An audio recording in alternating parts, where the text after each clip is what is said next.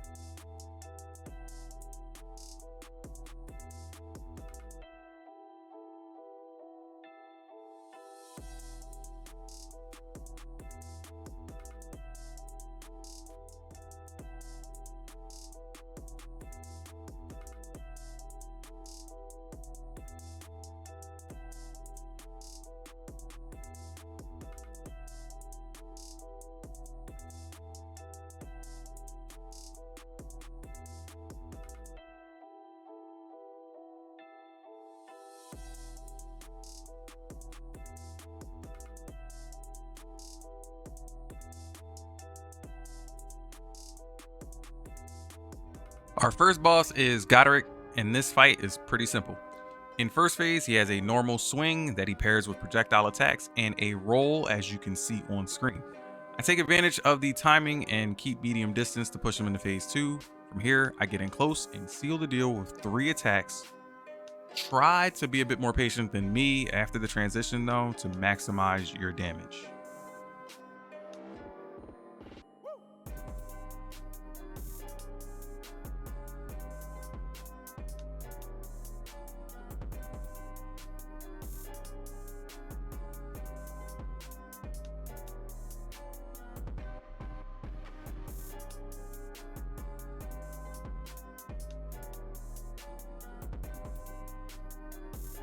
For the Rennala fight, make sure to equip a dagger to tap the children with to bring the queen down from the skies.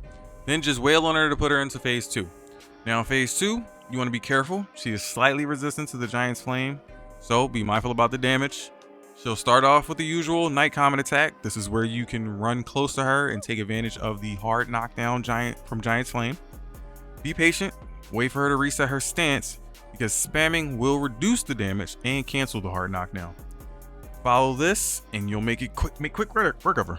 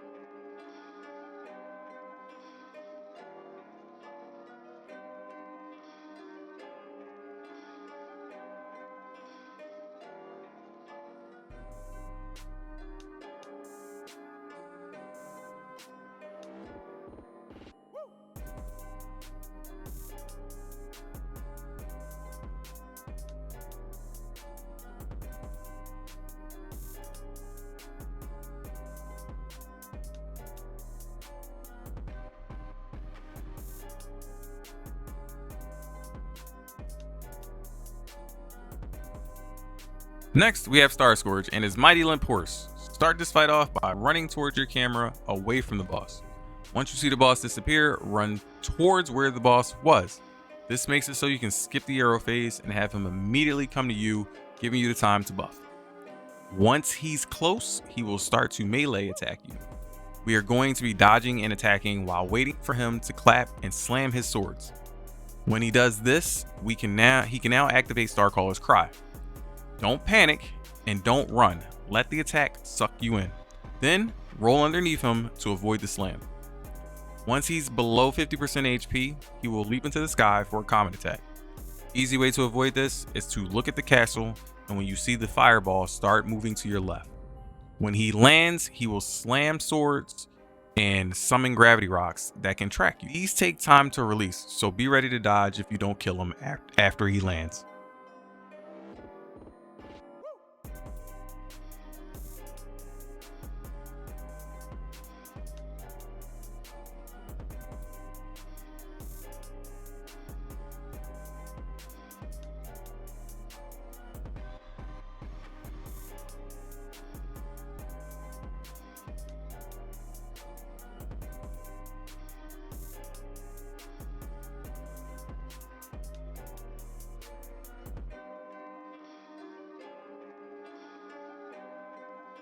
Next, we have one of two meme bosses in this game. Just make sure you don't have any items on when you approach it. Once it spawns, equip your gear, have fun.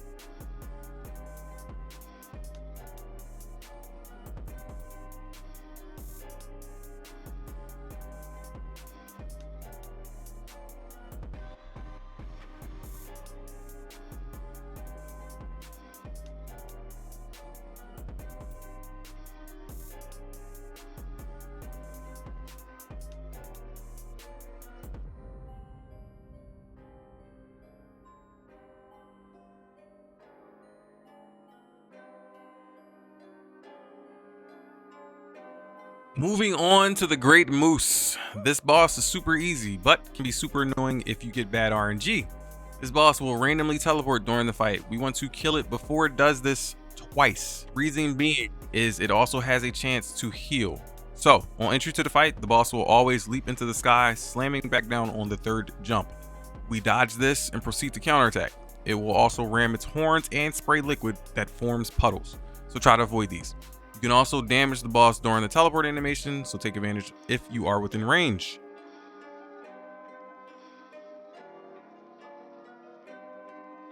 We now have come to the next meme boss. Unfortunately, this boss is immune to fire, so damage will be super scuffed. It's possible to beat this boss in phase 1 and phase 2 of consumables, but the fight would be an endurance battle. I would love to showcase that off as a celebration for reaching support milestones, so if you want to help me out by clicking the subscribe button, pressing the like button, and leaving a comment, I would appreciate it. All these things help me out while growing the channel. So back to this meme. Like normal, we pick up the server hunter, trash this dude, and then we move on to the real fights.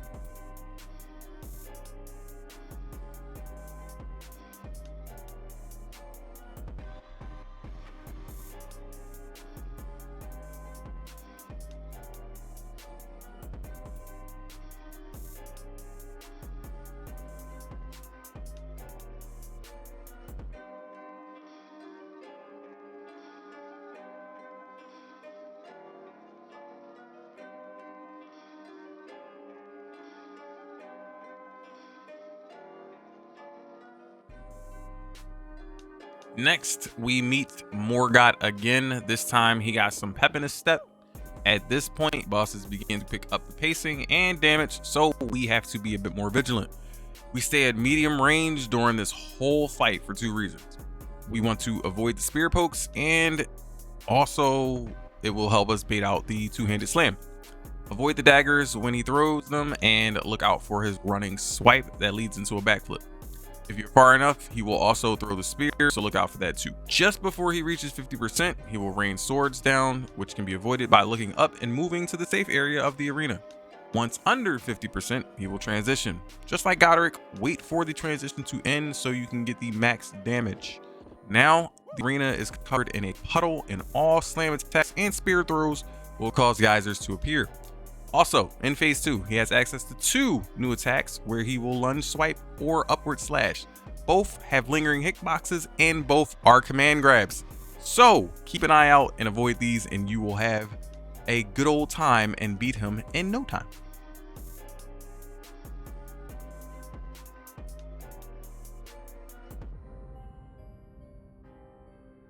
We're finally at my favorite fight in the game.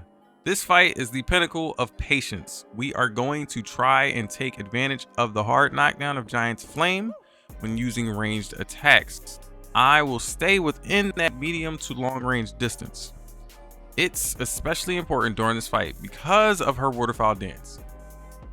She can do this attack once you get her to roughly 75% HP. It does have a cooldown, however, but I have gotten RNG to where she does the attack repeatedly back to back, so I recommend keeping the long range distance to give yourself enough time to dodge safely, like on screen. Once you wipe out her entire health bar, she will then go into phase 2 and regain 80% of her health back, and become 10 times more dangerous. During this phase, we are going to take advantage of 3 attacks. She begins this phase with Scarlet Aeona, which you can easily dodge by running beneath her, like me on the screen. And be sure to keep your distance and constantly dodge her when she does her regular attack, because she will be constantly chasing you. So make sure you keep that distance. We are looking for 2 attacks to punish. The first is a slam that leads into a geyser. She does this after she jumps to the sky and summons 6 clones, then follows with a stab. That we want to make sure we avoid. Once this attack is done, she will do one of 2 things. She will do a slam into a geyser or a jump back down to a swipe. We want to punish the geyser. Highly recommend only punishing this attack due to her high chance of combo counters with normal style attacks. Once she is between 50% and 30% HP, she will do Scarlet Aeona attacks again. The lower her HP, the more frequently she will use it. So be patient and you can wait her out and burn her down.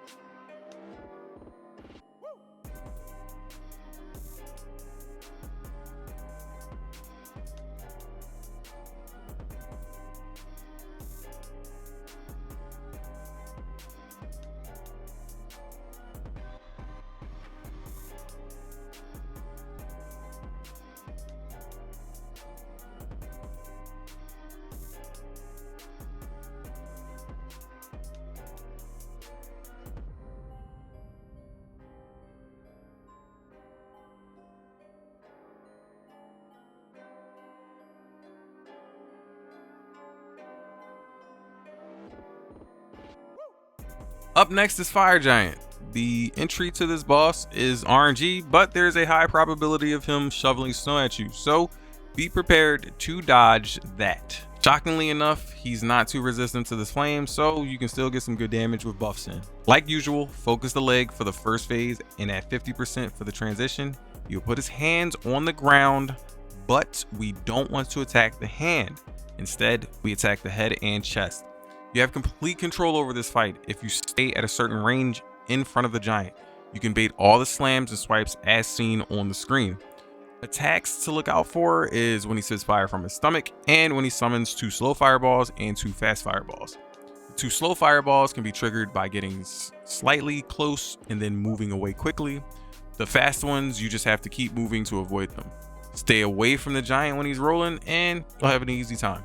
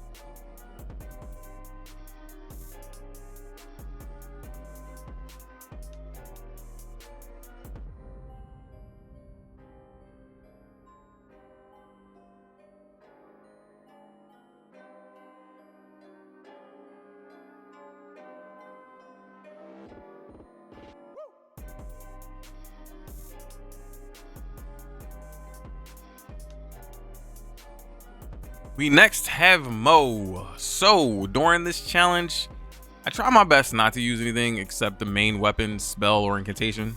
Mohg is another one of those bosses that is fire resistant to fire, like Rykard. So first, make sure you have the Purifying Crystal Tear in your physique to stop the Blood Curse, which is a must-have at higher difficulties and depending on your weapon.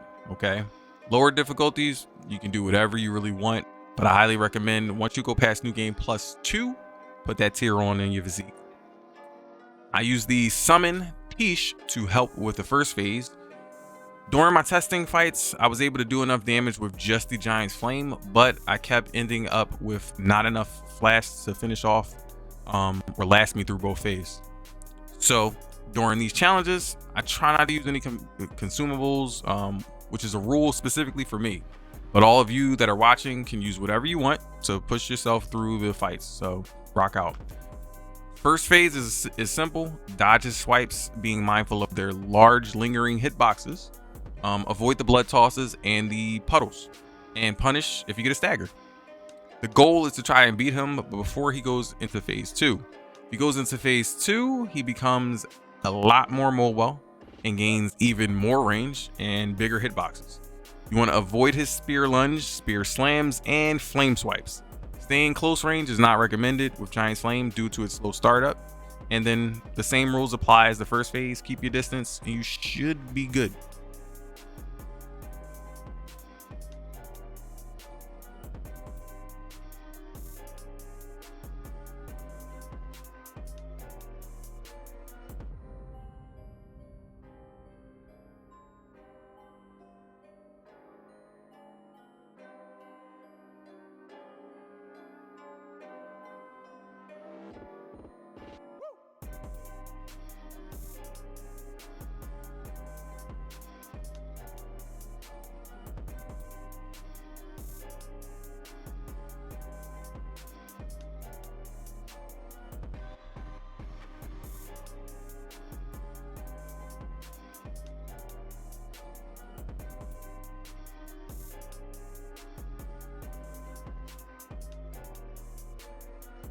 For Astel, we enter the fight making sure to remember to dodge the first attack and quickly get close to the body.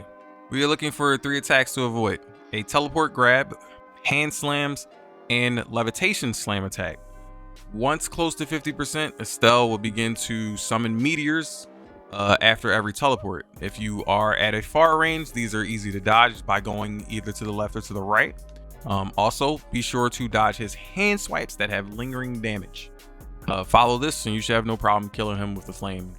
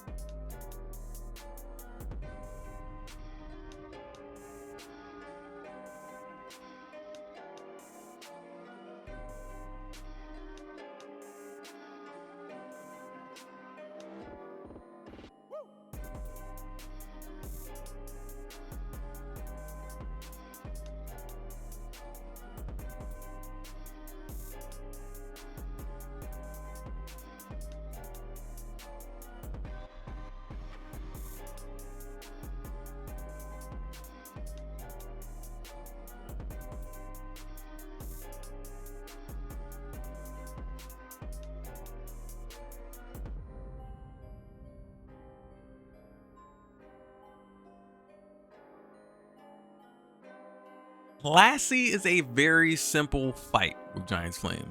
When entering the fight, he will summon lightning strikes, avoid these, and punish him between summons. Then run behind him to avoid the fire breath. If you are within close proximity, it will use lightning claw swipes to attack, which you can easily dodge. If you are far range, it can lunge and swipe or throw rocks with its wings. So be mindful of your distance. There is a chance it will also plant a lightning bolt into the ground. When this happens, run away and pay attention to the ground to see the radius of the attack so you can avoid the blast. Once at 60% HP, Placy will take to the sky and disappear and fly back down, trying to ram into you. Turn your sound up. Listen for the sound of electricity. This will tell you the direction he's coming from. It will also begin to teleport swipe and lunge attack. Make sure you keep your lock on and you'll have no problem dodging this. This cycle repeats until it's down to about 30%, at which then it will charge a laser after landing. This laser is very misleading. Please pay attention to the screen. You want to dodge the right head if you are at a far distance. You can also avoid this entirely by getting behind it during this attack, but I only recommend it if you are already close to the body.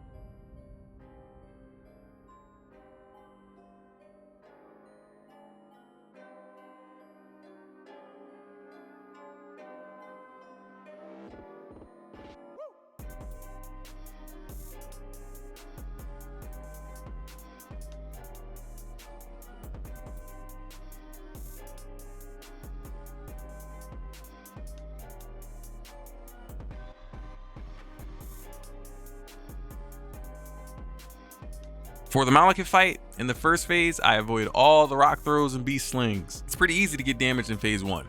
In phase 2, however, we have to play patiently. At the start, I run back and use the pillar to block his transition attack. This boss can warp and track your location when it jumps in the air, so the pillars are key to helping keep him where you want, and block his attacks. After waiting for a safe moment, I then go in with Giant's Flame and finish him off. This boss is really squirmy and likes to counter attack, so be careful. Also, make sure you use those pillars to block him whenever you can.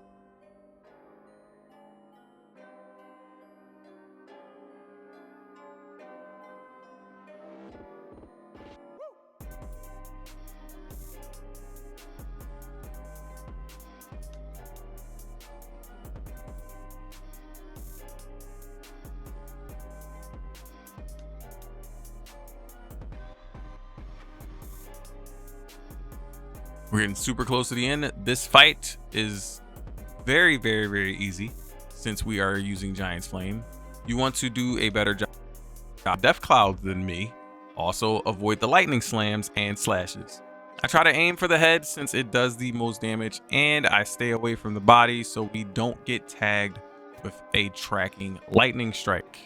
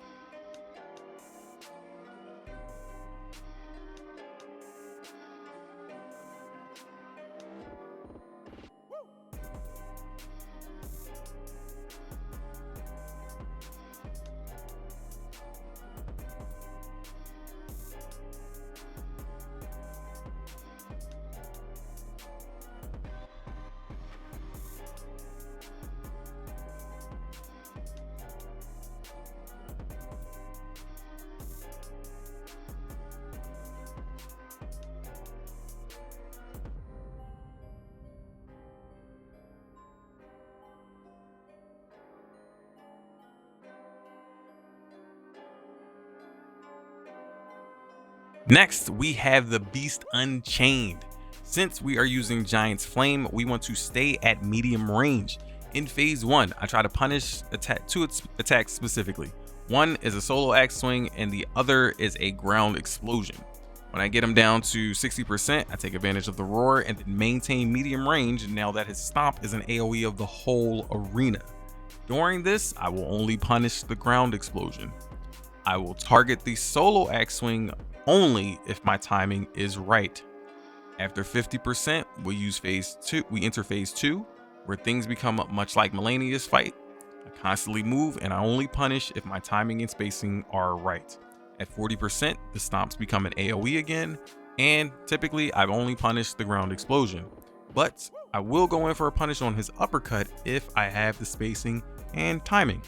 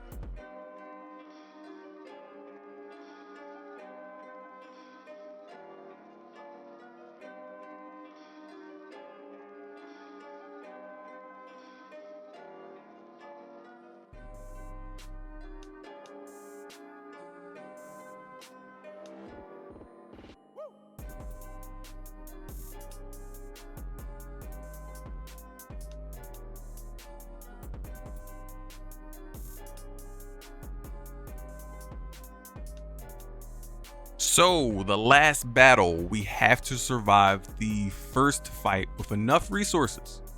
Be mindful, Radagan likes to deflect spells and incantations, so you can't spam attacks here. What I like to try and do is stay within close to medium range and wait for him to do his golden slams. These attacks are slow and have a slow wake up, which allow for good punishes. Also, staying within the close range space makes the boss attack with more melee swings. Once he's wiped out, we make sure to buff before going into the Elden Beast part while Radagan is dying.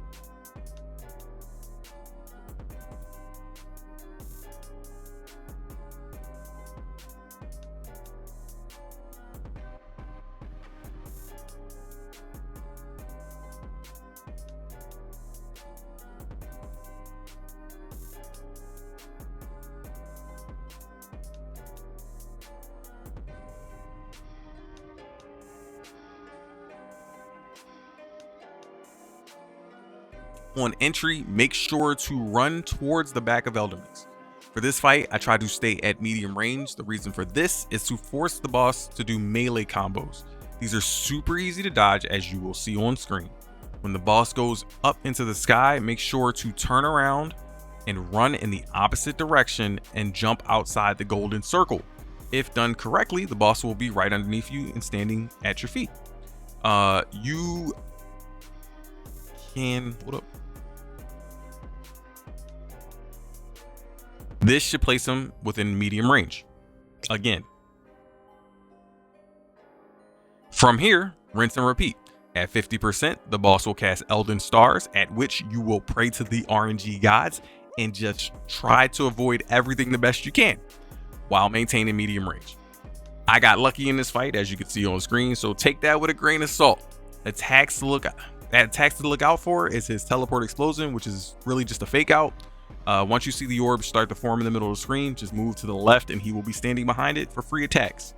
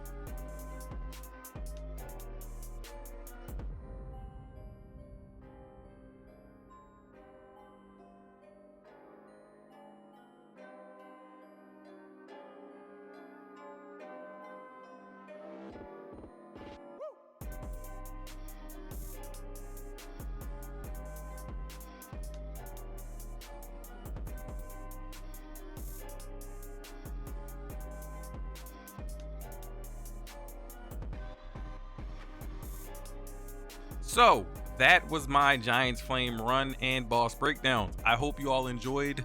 This was new for me and I really enjoyed making this video. Remember to make sure to press that like button if you did enjoy the video, and if you want to see more, click the subscribe button. I'll catch you all in the next one.